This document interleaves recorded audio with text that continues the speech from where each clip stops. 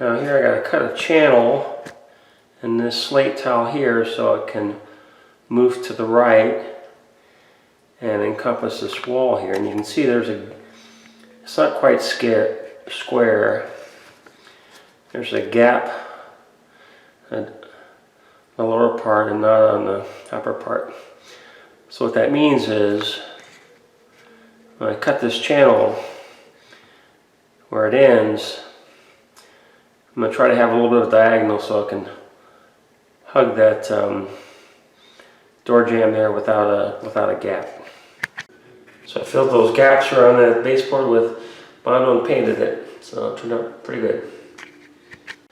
So I wasn't able to cut a channel out of one piece of tile. It's too soft, it keeps breaking up.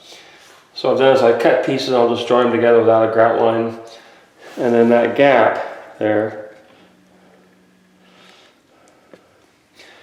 I'm still going to shave this in down a little bit so this gap closes on that guy with my Dremel.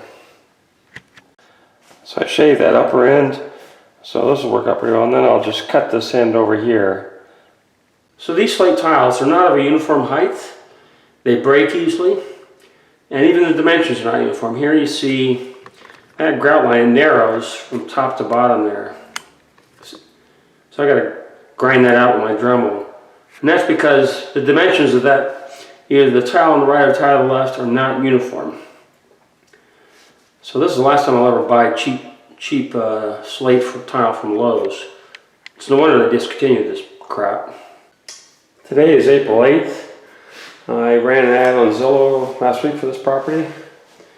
And my hope is to get everything done the last week of April.